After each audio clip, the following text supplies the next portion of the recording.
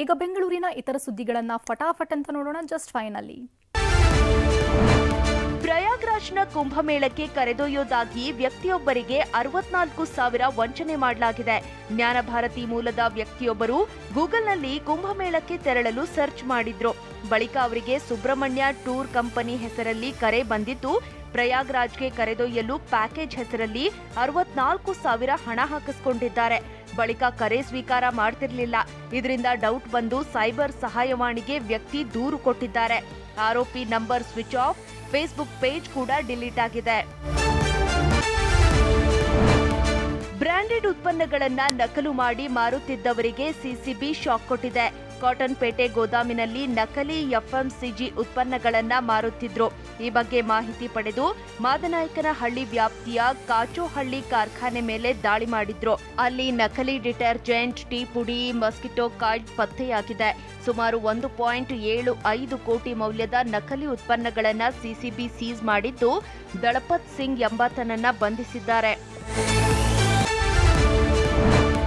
ರೂಪಾ ಮೌದ್ಗಿಲ್ ವಿರುದ್ಧ ರೋಹಿಣಿ ಸಿಂಧೂರಿ ಮಾನನಷ್ಟ ಪ್ರಕರಣ ಸಂಬಂಧ ಬೆಂಗಳೂರಿನ 5ನೇ ಎಸಿಎಂಎಂ ಕೋರ್ಟ್ಗೆ 2 ಮಹಿಳಾ ಅಧಿಕಾರಿಗಳು ಹಾಜರಾಗಿದ್ರು. ರೋಹಿಣಿ ಪರ ವಕೀಲರು 45 ನಿಮಿಷ ಪಾಟಿ ಸವಾಲು ಹಾಕಿದ್ರು.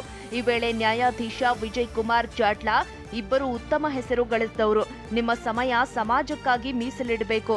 ಕೋರ್ಟ್ ಕಲಾಪದಲ್ಲಿ ಸಮಯ ವ್ಯಯಿಸುವ ಬದಲು ರಾಜಿ ಸಾಧ್ಯವೇ ಯೋಚಿಸಿ, ಇಬ್ಬರು 1 ಮಿನಿಟ್ ಅಪಾಲಜಿ ಪುಸ್ತಕ ಓದಿ ಅಂತ ನ್ಯಾಯಾಧೀಶರು ಸಲಹೆ ನೀಡಿದ್ರು.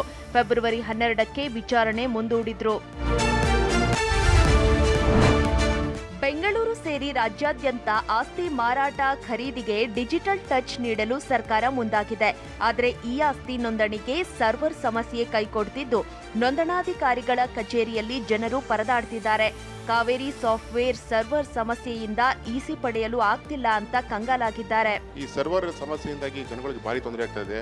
ಈ ಆಸ್ತಿ ನೋಂದಣಿ ಒಂದೇ ಅಲ್ಲ, ಈ ಇಸಿ ಬರ್ತಾ ಇಲ್ಲ. 25 ದಿನದಿಂದ ಇಸಿ ಬರ್ತಾ ಇಲ್ಲ, ಸರ್ಟಿಫಿಕೇಟ್ ಕಾಪಿ ಬರ್ತಾ ಇಲ್ಲ. ಜನಗಳಿಗೆ ಲೋನ್ ತಗೊಳ್ಳೋಕೆ, ಪ್ರಾಪರ್ಟಿ ತಗೊಳ್ಳೋಕೆ ಭಾರಿ ತೊಂದರೆ ಆಗ್ತಾ ಇದೆ. ಜನಗಳು ಬರ್ತಾ ಇದ್ದಾರೆ, ಹೊರಗಡೆ ಹೋಗೋರು ಡೇಟ್ ತಗೋತಾರೆ, ಬರ್ತಾರೆ, ಸ್ಲಾಟ್ ತಗೋತಾರೆ, ಆಗ್ತಾ ಇಲ್ಲ.